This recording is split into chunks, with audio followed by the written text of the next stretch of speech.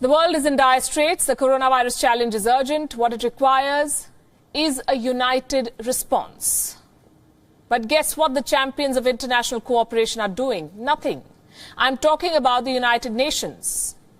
The very name of this body right now sounds like an oxymoron. We're dealing with a pandemic. The United Nations enjoys unique powers, including the power to convene. If it wants, it can bring together investors or businesses at a conference to deal with an emerging issue. It can bring together heads of state.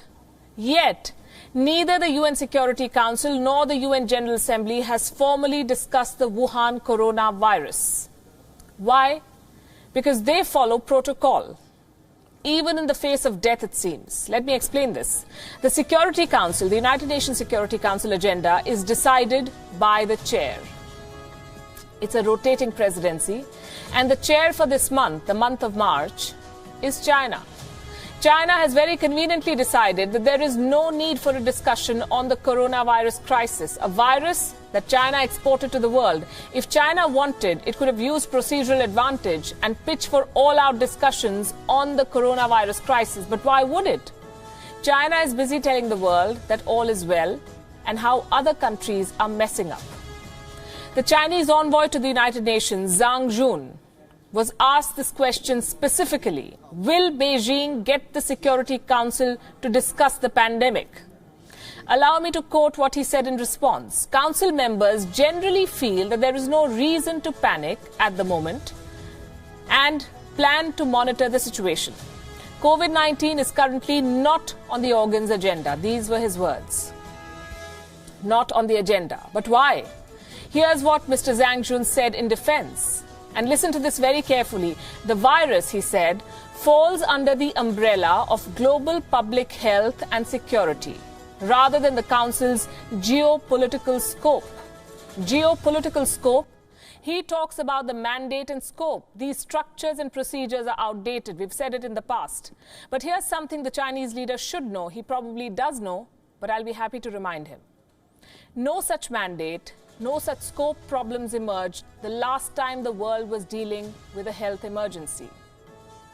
I'm talking about the Ebola outbreak in 2014. It was not a geopolitical issue. It was a public health crisis. And the very same United Nations Security Council was quick to adopt a resolution over the Ebola outbreak. The UNSC called the outbreak, and I'm quoting again, an unprecedented crisis which constituted a threat to international peace and security. Let's also compare Ebola and the coronavirus. In 2 years, the total number of Ebola cases was a little more than 28,000. Deaths, more than 11,000. The coronavirus has close to 500,000 cases, close to 20,000 deaths, but it does not fall under the geopolitical scope of the United Nations Security Council. Why? Because the virus comes from China. And China is doing all it can to exploit the position it enjoys at the UNSC. A Security Council session would damage Beijing's carefully crafted narrative of aiding the global response. Uncomfortable questions would be asked. Here's what China would rather have the UNSC do: shield terrorists.